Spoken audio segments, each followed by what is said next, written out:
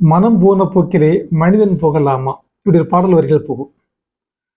மனம் போற போக்கிலே மனிதன் போனா என்னாகும் அப்படிங்கிறதுக்காகத்தான் அந்த பாடல் வரிகள். அதாவது அப்படி நம்ம மனம் போன போக்கிலே போயிட்டோம்னா அதாவது நம்மளுடைய கட்டுப்பாடு இல்லாம நம்ம போறோம்னு அர்த்தம். ஆனா சரியாக சொல்லணும் அப்படின்னாக்க உளவியல் படி நீங்க மனம் சொல்றது பார்த்தீங்கன்னா உங்களுடைய மனம் சொல்ற விஷயத்த நீங்க கேளுங்க. பெரும்பாலும் உங்களுடைய மனம் சொல்லக்கூடிய விஷயங்கள் உண்மை கரெக்டாகவே இருக்கும். ஏன்னா மனசுக்கு தெரியும் எப்ப அமைதியாக இருக்கணும், எப்ப ஆர்ப்பரிக்கணும், எல்லாமே மனசுக்கு தெரியும். ஸ்கூல்ல டீச்சர் சொல்லுவாங்க, வெளியே போறேன், டீச்சர் லீடர் சொல்லிட்டு போங்க, பேசுன பேர் எழுதி வேடா அப்படின்னு. பேர் எழுதுவான்னு தெரிஞ்சுமே நம்ம பேசுவோம். அதை நம்ம லாஸ்ட் பெஞ்சில் இருப்போம் பார்த்தீங்கன்னா ஜாஸ்தியாகவே பேசுவோம். எழுதிக்கடா அப்படிங்கிற மாதிரி பேசுவோம்.